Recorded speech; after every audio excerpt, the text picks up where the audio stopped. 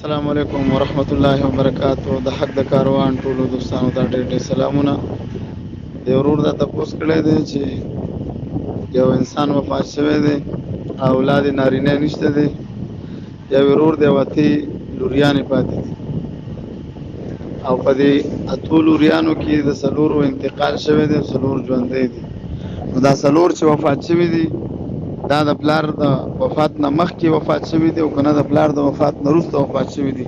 سوال پوره وکړئ نو انشاءالله موږ به جواب درکړو، موږ له درکه تقسیم کړو. السلام علیکم ورحمۃ اللہ وبرکاتہ. حق کاروان میراث گروپ نمبر 1 ملګرو او حضرت اقدس حضرت مفتی صاحب دا څلور د پلار نه مخکې وفات شوي دي، څلور د پلار نه مخکې وفات شوي.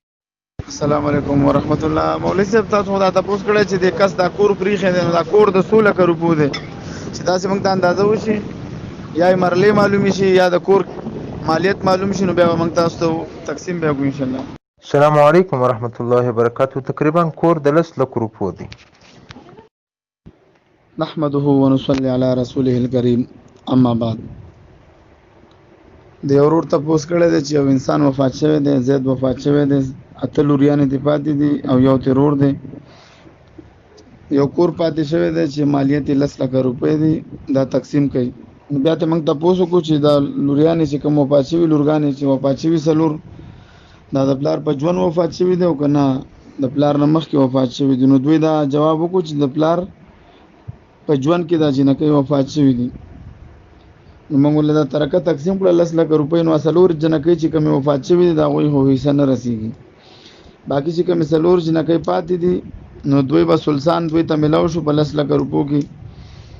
نو د هر یوې جنۍ ورسېدي 1,65,650 روپۍ او 80 پیسې. د بلې جنۍ م 1,65,650 روپۍ ورسېدي، د بلې م او د بلې م. باقي پاتې شو ورور چې دی د عصبه دی. نو عصبه چې کله د ذوی الفروض په حصه والي نو څه چې پاتې شي باقي ټول عصبه اخلي. نو دې وخت کې سلسان هغوی واغستل، نو د عصبتوب د وجې نه باقي چې ترکه پاتې هغه دله پاتې شوله، نو 3,33,333 روپۍ اشاریه 33 ورته ورسېدي. موږ مسله د سلیریشو نه جوړو واره یو مسله موږ سلیریشو نه جوړو. نو سلسان چې دی 2 په 3 کې 2/3 مساوي دی 16/24 سره.